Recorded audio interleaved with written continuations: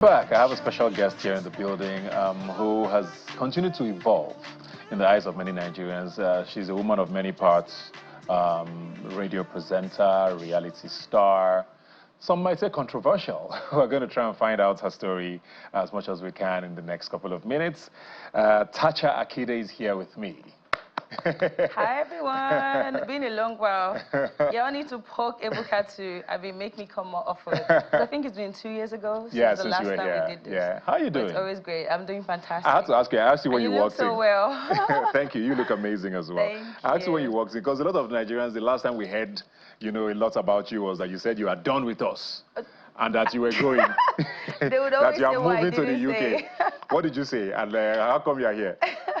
Yeah, so really it's all about expanding my brand, kind of on a global scale. Do you get what I mean? I feel like with Nigeria and with Africa, I've done a lot and more. And I feel like there's still more about me that people from the outside need to see. So it's like, you know what? London is that city for me. And then I literally had to move down to London. But Nigeria is a country I love. So there would never be a time where I would have to permanently move. So always be shuffling, like London, Lagos, all that kind of stuff. So you just came to visit us? I'm here for a while and then back. Okay. Back again. Like, the cultural differences is crazy. So when I miss London, I'll be back in London. But when I miss the love in Nigeria, definitely I'll be back. Yeah. I mean, like I said, you do a lot of things. And you say business. Every time we see you, you are very intentional about yourself or your products. Or, and people are like, what does she really do? What does she even sell? You did radio for a bit. We're like, oh, is she not going to be a presenter? You did your thing there. Now we don't, I don't know. So how do you describe Tacha to someone who doesn't know? So I would say serial entrepreneur, philanthropist. I'm a lot of things in one. I love to do a bit of everything and then just be extraordinary at it.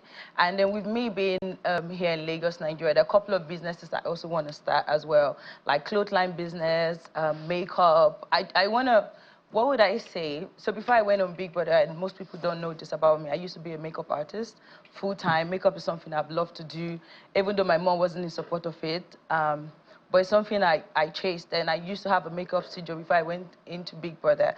But coming out right now, and it's been 6 years since after the house, it's like, I want to go back to my first love. Like, I want to do makeup big time and in a very huge and large scale. And this is something I haven't said anywhere else. Oh, wow. But I'm making it very clear out here that I'm going to be breaking Guinness World Record for most makeup on people. So I have to clap for myself because I haven't said this anywhere. I've been like, you know what, this is still cooking. It's something I don't want to put out there. But since I'm here, this is such a huge platform. You are attempting a Guinness record for the most makeup done? Most makeup on people. This is going to be 150 people to get their makeup done by me, and it's going to happen in 24 hours. So I'm going back to my first love, makeup. That's very interesting. When are we attempting this? Sometime in September. Who knows? Your wife might just be there. So what's it called? I'm letting you know to let her know that I would love her face to be part of the models for me to put makeup on. But it's something I've been very passionate about. And even with my makeup right now, I did it. Most events I go to, ambassadorship deals, I always do my makeup myself because I feel like, I mean, if I didn't have to go to Big Brother, I would have thought that makeup artist about to get my makeup done right now. That's how much I've been into makeup for. So yeah, full-time beautician. Awesome. So exclusive here, Tacha is going to be attempting to break the Guinness World Record for the most makeups done on people in 24 hours. Yeah. Over 100. 150. Over 150 people. Okay. I mean, that sounds very audacious. But I mean, if there's one thing with violence, is to not think that Tacha will not do something she says she will try. So good luck. Thank you. That sounds very interesting. Because when you're talking about makeup there, I mean, we see your page once in a while. You do a lot of content around transforming yourself and doing your makeup yourself. And like you said, it looks pretty professionally done. Yeah. So when you say you want to go back to your first love, besides the Guinness record, are you opening a studio? Are you going to release brands? What exactly? Or is it just the Guinness record for now? Yeah, so I feel like with the Guinness World Record, it's just going to open more doors and have me more specific on what I want to go into actually. So for now, it's literally just more makeup videos, do makeovers on people, and literally just break the record. And we just see how we go on from there. Interesting. Yeah, that's some of your content that we're seeing up there. Playing, nice. Yeah. Like I said at the start of the show, a lot of things you do, gets people talking. And there's always a belief that you are intentional about that, You're like, this place is quiet. Let me give them something to talk about. Spice. You came back to Nigeria a couple of days, Weeks ago? a couple of weeks ago, and there was this whole thing that you shut down the airports and shut down the road. And I saw people on social media. There was particular tweets I saw saying, "Oh, she went to London and nobody cared, so she has come back to where Nigerians will worship her," or something along those lines. Almost like you know that Nigerians feed into this, razzmatazz and this hunger for attention. Do you do these things on purpose, knowing the result?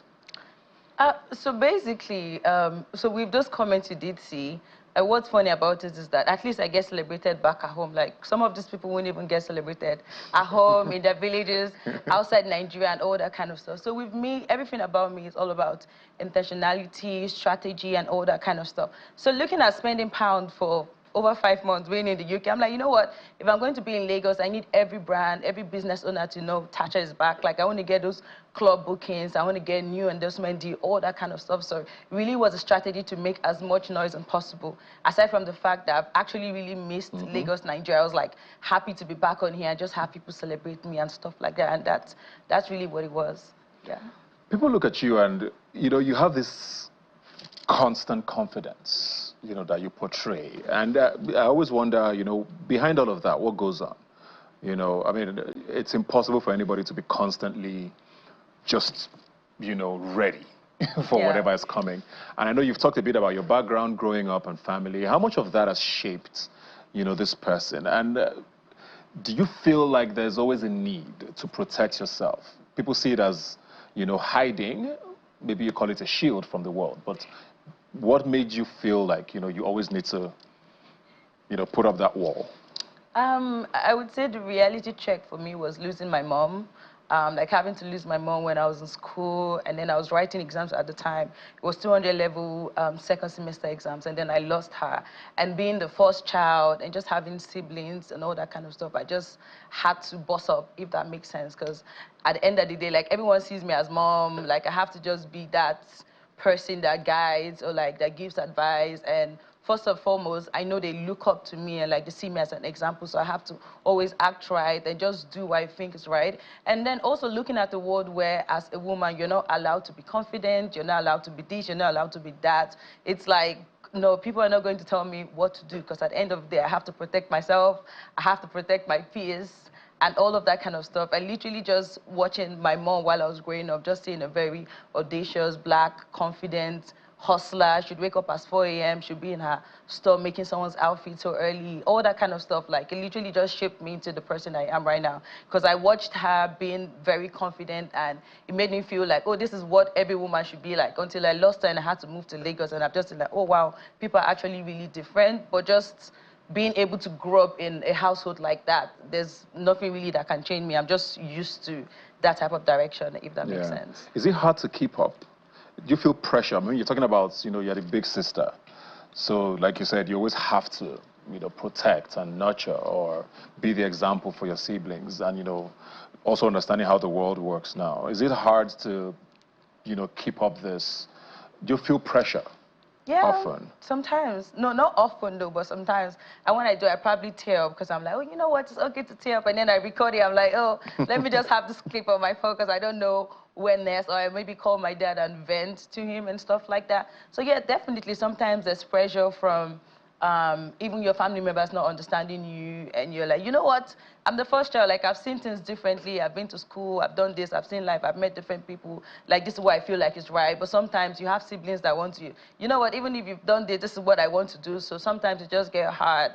It just get hard from like constant misunderstanding from the public or like from family members. By the end of the day, yeah, pressure does come, but I cry and I pick myself back up, and I'm ready to hit harder than how I was hitting a couple of days before or weeks back. Very, very important, because I mean, nobody's Superman, and I think it's okay to be vulnerable and let people know that. You talked about siblings there, and there's this girl we always see on your page. People are so convinced it's your child, but you never want to, reveal that, because it's maybe a part of your story you don't want people to know about. There are people who are sure it's your child. Yeah. Is that your child? Yeah, she's my child. I would say she's my child. Biological daughter? She's my little sis, actually, but Kimson has been with me for like, should I say 5 years right now? So with me growing up and having to come to Lagos and just seeing how Lagos does their things, I'm like, you know what, like Port Harcourt is not really that city right now. When it comes to entertainment, when it comes to blowing up, Lagos is the place. I'm like, I see a lot of potential in this little girl, and I had to like beg my mom and like my stepmom, like, you know what, I would really love Kimso to be here with me in Lagos. And they're like, okay, yeah, cool. If you really love her that more, then fine. So she's been with me for the longest. She calls me mom, I call her daughter, and we're just like cool like that. We just make videos, gain loads of views. And she's also gotten a couple of deals as well. The people that also want her to be in their movies. And these are some of the potentials that, or opportunities that if she wasn't in Lagos, she'll probably not get. Yeah. So yeah, and when I see comments like, oh no, it has to be, I'm like, I don't think you have enough love, because if you do have love, you would see that you would love a younger sister like that, especially a younger sister so little to be your child. And obviously I don't have a child right now, but if I do have a child, I want the child to be like her or something like that.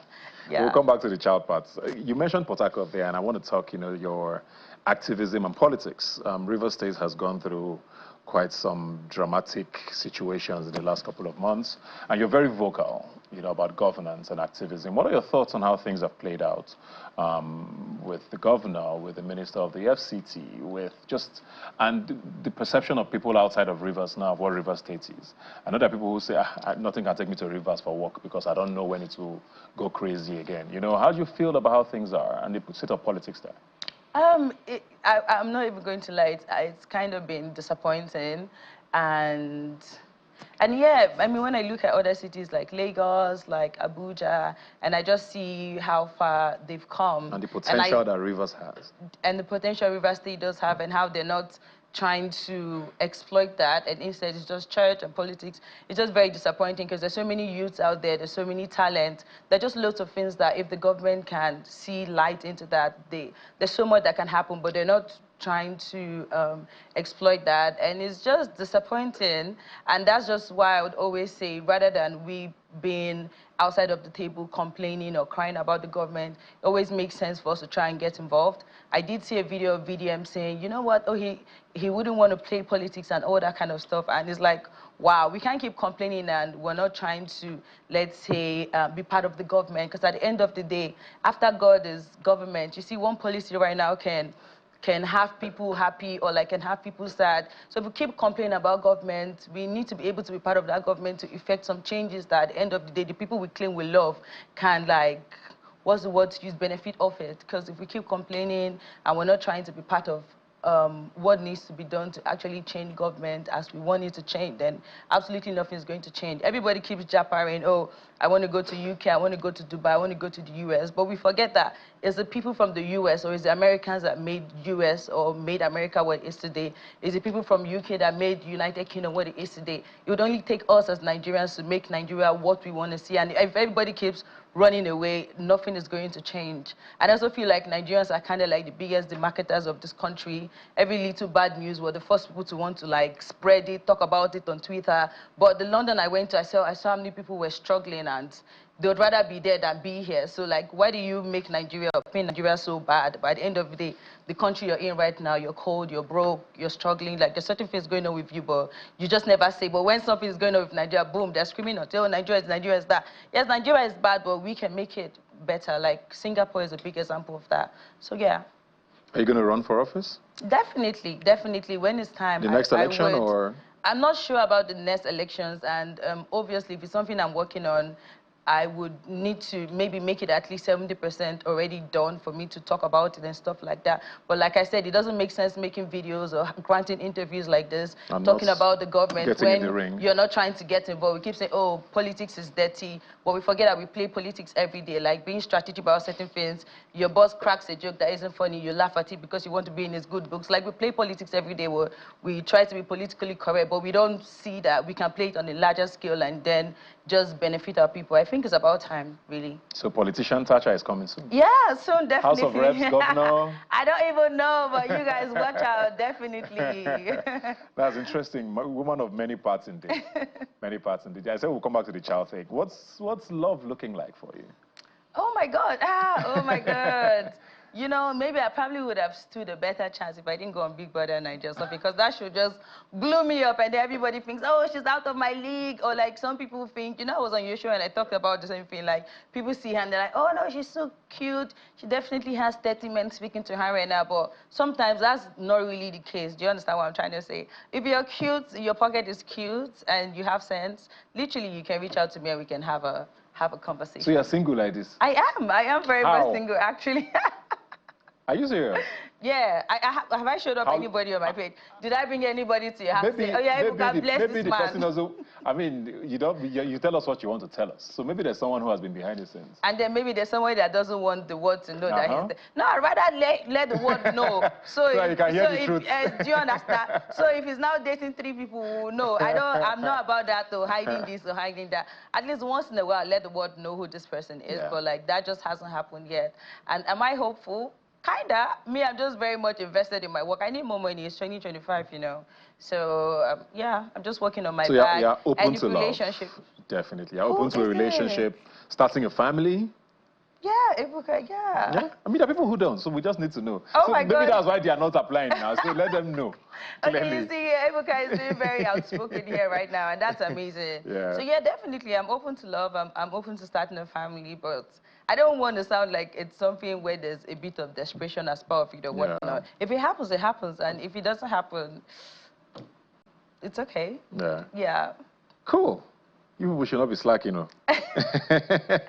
He's on Tacha right now. What should we look out for? I mean, besides the Guinness, in case you're just joining us, Tacha is going to be attempting to break Guinness records for most makeups done in 24 hours by 150 people.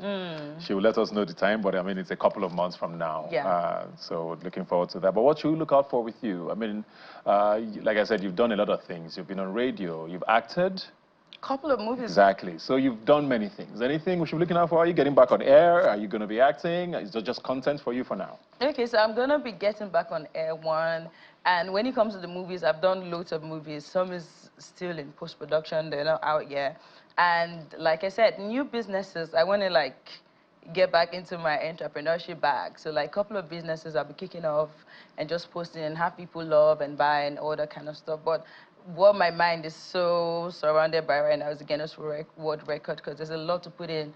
It needs more money, it needs a venue, it needs location, it needs models. There's a lot of things to do, and that's just where my mind is right now, alongside with the businesses I plan to kick off. Awesome. What's been the biggest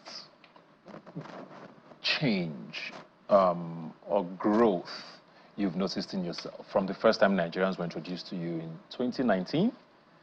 Right? So now, is there something that's shifted, that's still a misconception, maybe that people still think, this is how this person is? Has there been a growth or change or difference in the Tacha we knew 6 years ago from now? Okay, so I feel like some people see me, especially when I go through my comment section, like they see me and they feel like I'm new. It's like this is going to make me 10 years in the content creating space. Like that's a whole decade. Like I've been here for a long while right now, and if there's anything I've learned is just how to evolve and just, what's the word to use? You know how there are always new iPhones coming up. There's an iPhone 16, there's an iPhone this, there's an iPhone that. Like just being able to just rebrand myself and just make myself look brand new and stuff like that. Like people don't try to take a look at the work behind the scenes that is able to make you pop even after 10 years. They just look at the fact that, oh, why does she look so cute? Oh, why does she have this money that she's spending? Oh, why is she doing this? Oh, why is she doing that? But they never ask, why doesn't she sleep at night? Like, what is she doing to like keep being the Tacha that she is right now? So I feel like as much as people come at your glory, they need to also try to take time to study the sacrifice that you put into being glorious. Very, very true. Are you in touch with any of your friends from Big Brother? A couple, yeah. Okay. I mean, I and Fraud was together a week ago in the club. I and EK was together just yesterday. So, yeah, those are my G's, like a second family for free as a gift for Big Brother, yeah. Awesome. You mentioned 10 there, and is the 10th season about to start this year? Oh. Are you looking forward to it? Yeah, funny enough, though, I thought it was going to start this weekend already. Yeah, it's in a week. It's in a week, like one more week. Okay, so we're going to be looking forward to all your really nice outfits that you're going to wear. Ebuka looking like a king and a governor all in one. But yeah, so you're going to be away from this for a couple We'll make of it weeks. work somehow. Somehow. Amazing, amazing. But Thank you looking very forward to much. your outfit because you always nail it. Thank you very much, Tacha. Looking forward to all the great things that's coming in the second half of 2025 for you. And yeah. wish you all the best. Good Thank luck with the you. Guinness record. We look forward to Yeah. that. And thank you very much for joining us. Like I always say, you can follow the conversation on social media. Please use the hashtag #RubbyMinds when you send us a message. I will see you next time. Bye.